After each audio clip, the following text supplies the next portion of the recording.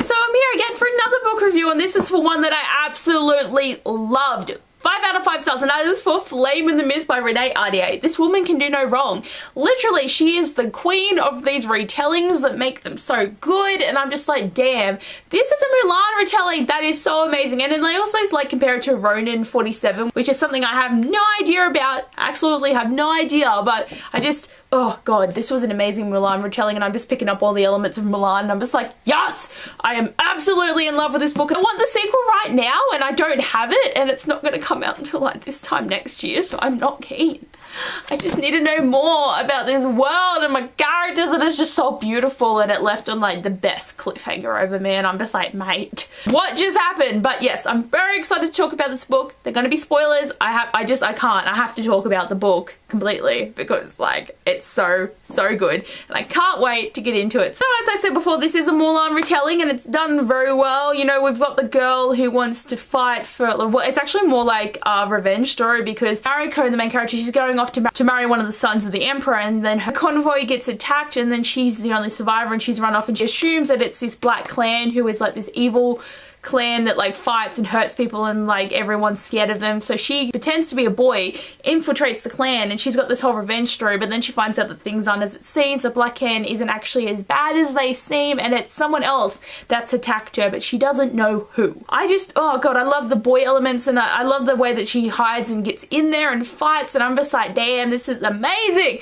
It's just amazing, and I love the characters and the plot and the story, and just everything is amazing, and I love it. Mariko is such a strong character. Like, she isn't physically strong, like she doesn't know how to fight. Like, she does have a few times where she has to bash people to get out of there, but she doesn't know what she's doing, and she just sort of tries. But she's very smart mentally, and she built a throwing star, she built bombs, she built gas things. Like, she knows how to build things really well and to outsmart and talk her way through conversations really well. So that was a fun element to see, and I just love how she does weave herself into the black clan, and they all end up really loving her, as they think she is a boy called Takedo or something. Takeio. She goes by the name of Teiko, but they call her Lord Lackbeard, because it's like, Takedo is a name for a warrior and you're a little runt, and I'm just like, lol, these people already are so funny. The people in the like clan, like the leader of the clan is Ranmaru.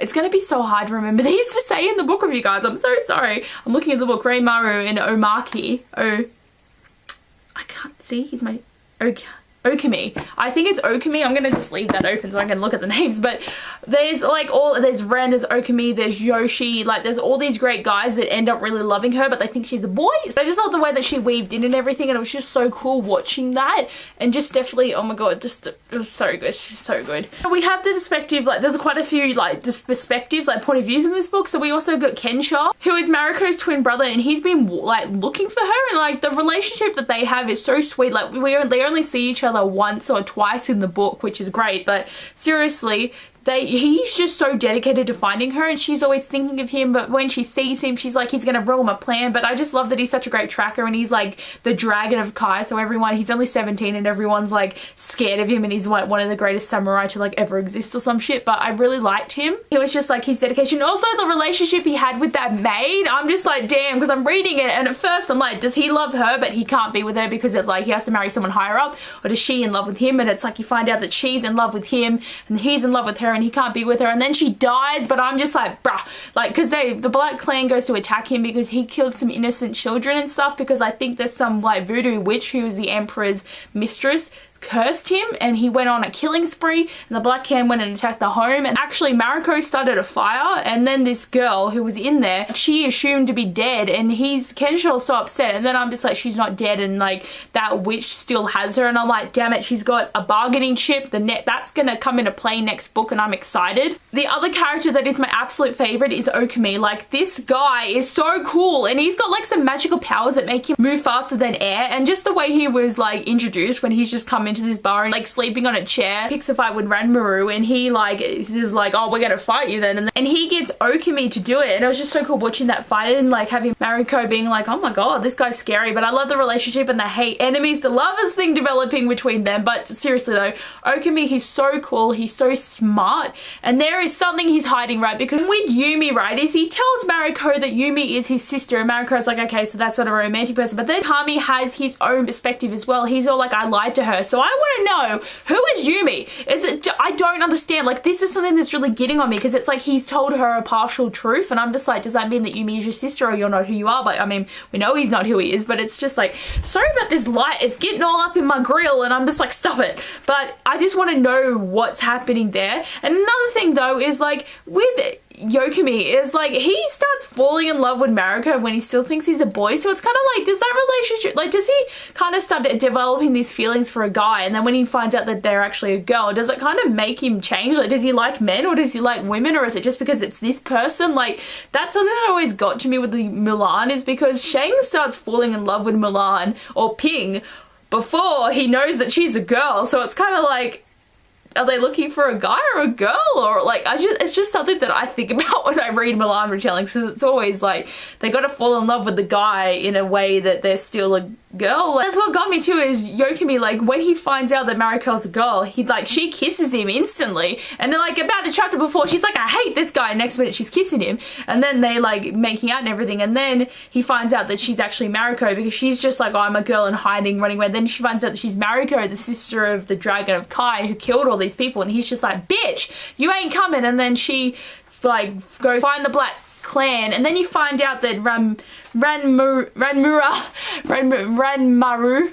actually knew she was a girl the whole time, because he can turn into like this beast thing, because there's magic in this book, but there's not much magic. But it's like, she goes back, and then the Black Clan accepts her, and she becomes one of the shadows of the clan. And then Okami comes back over, and he's like, I do love you, and they're like, oh, we love each other, and then they sleep together in the tent, and then they're like pretty good now. But it's just like, the relationship was like very like off to the side, but it kind of happened really, really quickly. But it is the enemies to lovers trope I absolutely love, so it's like, but it's just, it got to me that it's just kind of really happened very quickly, when it's like, you just thought she was a guy about a minute ago, and now you're sleeping together. And I'm just like, okay, this relationship grew too much. Like, do you actually love Mariko? And that's kind of a bit of a like identity thing happening, where you're like, I don't know who I love or what I want to do. Like, that just really is a question that I would have answered. But something too is, you've got this thing happen at the end of the book where like, you like at the beginning of the book, actually, you have someone's father murdered, and you see a little boy, and then you find out that someone else died. So it's like this whole story that the emperor wants to keep his power, so he killed his best friends, like had them kill each other practically, so everyone dies. But Ranmaru and Okami are the children of these two men, and Ranmaru is the one that's all like, yes, I'm the one of like, I'm the descendant of this general who should be like in charge of the armies, and Okami is like this, the one that killed someone. So it's like, you got these two guys, but I'm just there thinking, you know what, Okami's Ramu, like, he's the kid of this person who's meant to rise to power, and that's what I was feeling. And when they like kept talking about him being this other guy, I'm just like, okay, what is happening? And then you've got like the thing with Yumi, where he's always there with her and being happy with her, and Ranmaru is just watching her with such like sadness, and it's kind of like, is that actually his sister? Because they've actually like, they swap roles, because Okami didn't want to be this person, so they swap roles because they're best friends, and it's their big secret. So at the end, when he's like, actually I'm the general, because there's this sword that lights up, and it only lit up when he was there, and everyone's like, oh shit, and I was like, okay, what's going on? And it's just, I want to know, the Yumi thing is what's getting me the most, is who is Yumi? I just need to know what is going on. And I love that too, that because Mariko, like, they're about to kill the Black Clan, so she goes and sacrifices herself to the army and to her betrothed and to everything. And then Okami's like, bitch, you won't kill, you won't stop it. So he sacrifices himself too. And I'm just like, you're doing it for the Black Clan, but you're just doing it so you can be with Mariko because you love her, and Mariko wants to be with you. And now Minato Raiden is the person that she's gonna marry, but it's like, he's the kid of the Empress's mistress, so he was born first, but because the other guy, Reito, I think is his name, is the actual one next in line. So these two brothers are there, and I'm just like, my god. And then you got Kensho, and he's like under the control of this goddess demon person. And then you've got the emperor, who is all about the power, and then the wife, his empress, kills him so her son can be in power, obviously, and that's where it ends. And what's happened to Mariko and Akami and the Black Clan and the brother, and what's magic? And there's gonna be more magic. Is Mariko gonna become like the empress? No, not really, she won't, but is she gonna actually marry that guy? Because everything, it's just, this book, man, it was so good, and I love all the characters and the plot, and the story is just getting to me. And this, I'm gonna have to end this, guys, because this is just, it's so good, so good. I hate it. Just, I have to film before I go to work, and I just had 2 reviews I wanted to film because I don't want to get behind too much. But yes, I absolutely loved this. 5 out of 5 stars, so beautiful, and I just want the sequel right now. I want it right now. please give it to me. But anyway, guys, thanks for watching this book review. I hope you'd enjoyed, and I'll see you later. Bye.